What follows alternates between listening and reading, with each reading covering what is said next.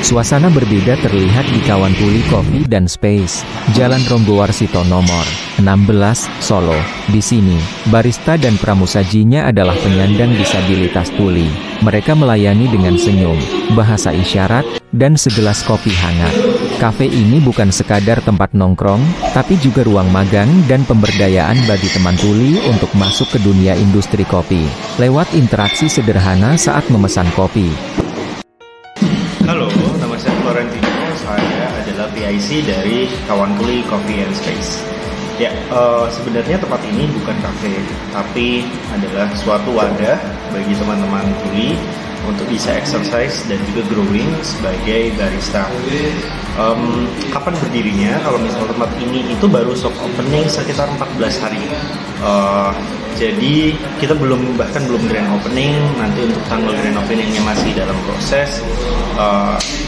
So far ini adalah tempat pertama yang kita coba buka, yaitu di Solo, Jalan Ronggowarsito nomor 16. Lewat interaksi sederhana saat memesan kopi, pengunjung diajak belajar berkomunikasi dengan bahasa isyarat, mengenal, memahami, dan menghargai perbedaan. Jadi background sedikit, kenapa ini bukan tempat coffee shop ya, kayak pada umumnya.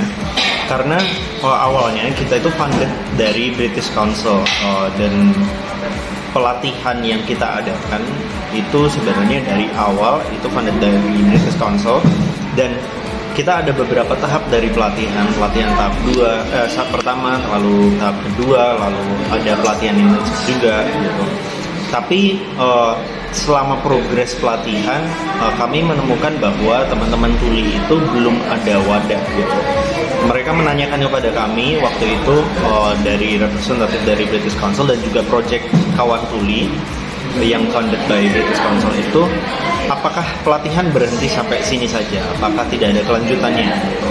Nah, selama progres itu kami menerima masukan dan juga mencoba untuk memikirkan kira-kira nextnya seperti apa. Gitu. Nah, akhirnya saya dan partner mencoba untuk memberanikan diri, mencoba untuk buka tempat di mana teman-teman ini benar-benar bisa exercise dari hasil pelatihannya gitu. Tidak mencoba mengandalkan stakeholder lain yang kita masih belum tahu lah ya kedepannya seperti apa gitu. Sehingga tempat ini lahirlah Kawan Tuli Coffee and Space gitu. Saat masuk ruangan, senyum hangat dari barista dan pramusaji menjadi ciri khas yang selalu ada di tempat tersebut. Dari awal pelatihan yang funded by British Council itu, kita coba filter 30 orang gitu. Sebelum pre-filtering ada tahap kayak pra penelitian dulu dan penjajakan. Kita kerjasama juga dengan Gerkatin Solo, dan teman-teman Gerkatin, komunitas Gerkatin mencoba untuk filtering dari awal dulu gitu. Kalau untuk jumlah sebelumnya mungkin 30 lebih ya, sampai 60 orang. Setelah difilter oleh komunitas, baru ada 30 orang. Nah, 30 orang ini yang ikut pelatihan tahap pertama. Nah, di tahap pertama mereka lolos dan juga mereka dapat antusiasmenya.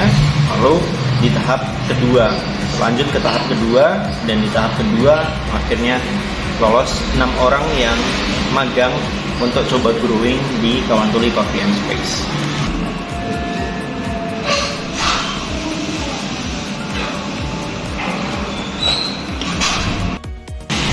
Tujuan akhirnya sebenarnya kita mau mencoba untuk send message, memberikan message kepada masyarakat, terutama masyarakat umum, bahwa teman-teman tuli itu bisa gitu menjadi apa yang mereka inginkan, dan secara spesifik kalau misal dari tempat ini adalah menjadi barista.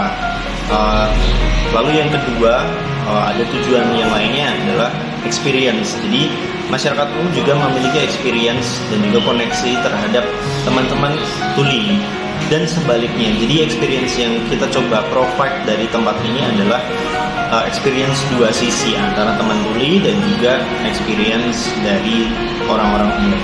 Lalu yang ketiga, tujuannya adalah tempat ini sebagai medium collaboration space, tidak hanya tempat nongkrong saja, tidak hanya tempat bertumbuh dari teman-teman tuli ataupun teman-teman umum, tapi collaboration space dari berbagai pihak dan juga stakeholder yang mungkin akan terlibat di depannya.